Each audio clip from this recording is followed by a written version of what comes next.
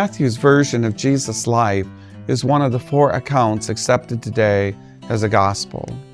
But Matthew was not always so highly esteemed.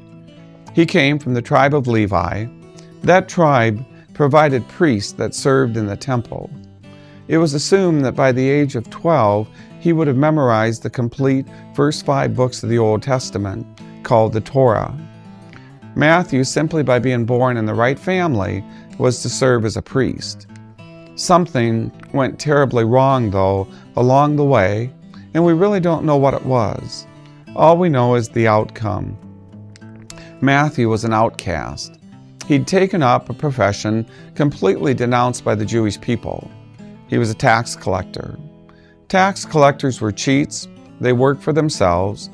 The system was set up that they could collect a certain amount of money for the Romans, and then they could add on whatever they desired for a salary. Jewish people hated tax collectors. They took money, they built pagan worship sites, at which the Romans then tried to make them worship. Matthew's job was to propagate this on his own people.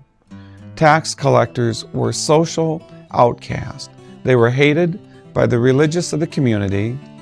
He was not even allowed to enter the outer court of the tabernacle. But he was just what Jesus was looking for when rounding up a bunch of disciples to teach the lessons of this homeless rabbi.